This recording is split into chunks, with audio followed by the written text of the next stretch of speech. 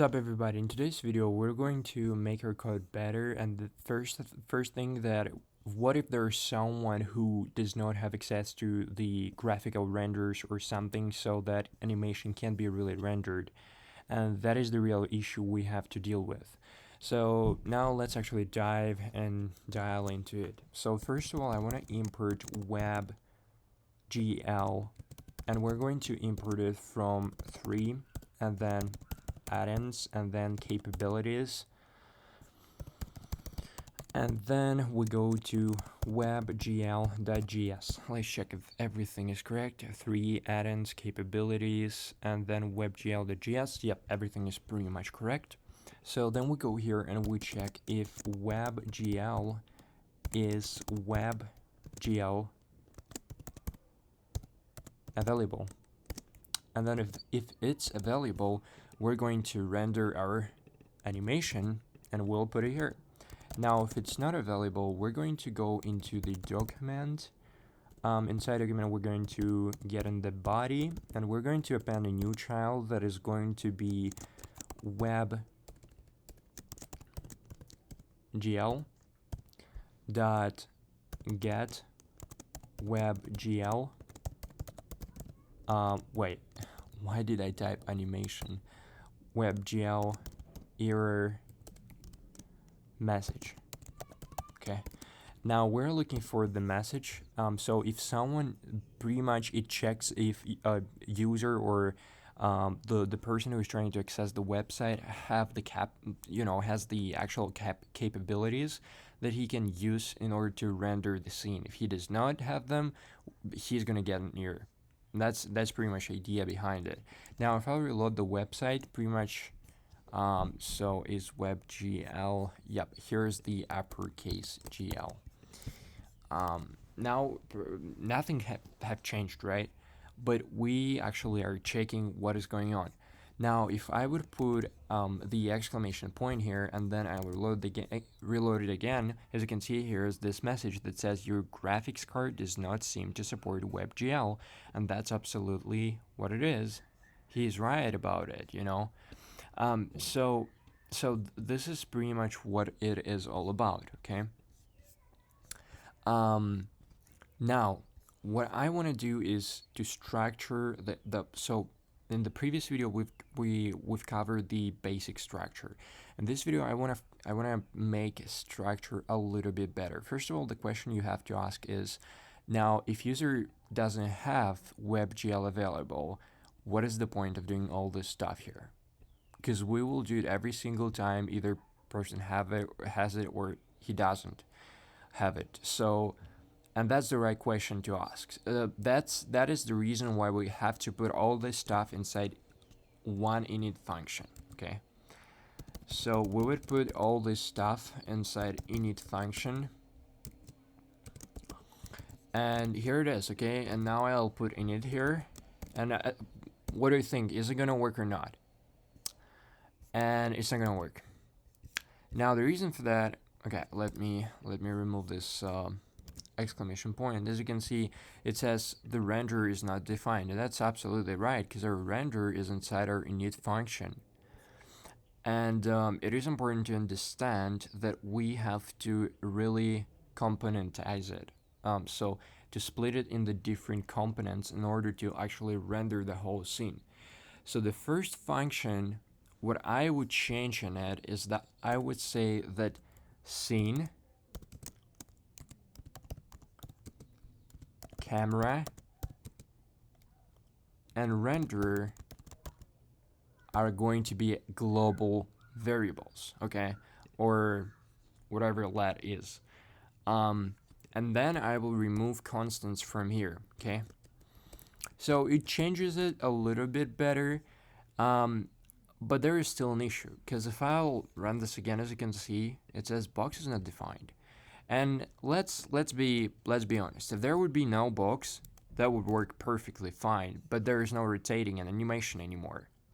So it is kind of the special case, and it is the reason why this architecture is not that good, that we can find even the better one. So instead of putting all this bunch of code inside one init function, I would split it even more. So what I would say now is that inside the init function, I want to leave just the header, okay? And I would say the init, we're going to init the scene itself. And the scene itself is initialized in the header. So now we'll remove the body and put it somewhere over here. And let's check if it's gonna work or not. And as you can see, it doesn't work. So the reason why it doesn't work now is because our scene looks like it's, everywhere around, but this thing is before the function actually called. So what we have to do, we have to copy this body and put it right after init, and now it's gonna work. No, it didn't work. Oh yeah, because we didn't put init's scene here. Okay, we didn't change the name of the function, and it says boxes. Yeah, so here's the different problem. We have our box undefined still in the animate function.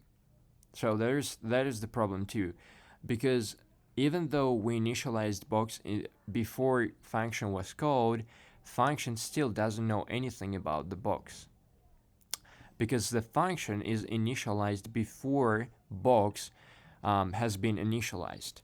So it is important to understand here that when we have some components that we have to animate and we have to deal with, we have to make them global. And that's the thing I want you to learn, that the box has to be global, okay? So we'll remove now box from here, and we'll check if this works out fine. And it works out fine. But the problem now is that it's kind of messy. Like, here's the animation, here's the init scene, that's pretty good, but what is this? Like, why do we need it here? Why can't we create a new function? And we can do this. The different function is going to be called function create objects. And you can see it from the right, so I made it just for you so that you know where we're going to come, okay? Now, inside this function, we just put every single thing that we do in the body, okay? So, because I want you to realize what is the actual structure of the whole thing we're going to do, okay? So the body now is going to be in our create objects always, okay? And now we're going to put this function right after the function that initialized the scene. So first thing, I would remove header from here, and now I would say that this is the header. And I would remove body from here, and I would say this is the body. Okay. And then it just makes an animation. And that's pretty much it for today. But there is a last thing that is very important, is the practice. What practice people usually use when they actually make an animation. And the first one I showed you, this practice where we have function and then we call this function again here in the set animation loop. It is not the best, or I would say the most popular method people use. And the actual thing that everyone uses is we just say request animation frame, and inside here we're going to call animate. And we are not looking for set animation loop anymore. I thought it is good to use this function. This is just the practice that people came up with, that it works the best. And now instead of render animate something, we're going to just make animate. And this I will call footer. So if you will look on our code right now, it is pretty clear, because it's pretty clear that init scene is our header. Header, yeah. And then our body is our create objects, and footer is animate, so pretty much everything that is inside animate. Now, the last thing really left is resizing. If you will take a look, now I will reload this, and I will make a normal screen, and nothing changed. So what I want to do is that it actually stretches, and because it initialized once, and it's not going to change its size anymore, because it's canvas and all the matrices inside have to change too. So the last function we actually want to have, and this function I would say also go would go on the footer is function that is called onWindow_resized. So what this will essentially do is that it will take the aspect ratio that we have. So we will say the camera aspect is equal to, and the neck, wait, what is that? Yeah, and what we will say then, we'll say window, and the same thing as I said before, inner width over window inner height. Okay, and this is our aspect ratio, and we have to keep this aspect ratio for our camera. Okay, now anytime it changes, we want to update it, so we'll say camera update yeah, everything, yeah, okay, so we just don't have those scenes, and it is because we didn't really know what camera is yet, because it's just defined here. And then yes, projection matrix, then call the function, and the last thing we really want to do is render. So if it changes, we want to change the whole canvas. Okay, so we will say render set size, and we will do absolutely the same thing we did just in the beginning. We'll just copy this thing and paste it in here. Now we have to just add window, add event listener. Okay, so we'll say window add event listener, and it will work when we're resizing our window, and then we'll just pass the function, and that's pretty much it. Yeah, as the last argument, we can just add false. Okay, so now when I'll go here again, if I will change it, as you can see, everything changes with us, and that's pretty cool. It's, I don't know, it is the way it has to be, and it is the way the structure has to be structured. Yeah, tautology, but anyways.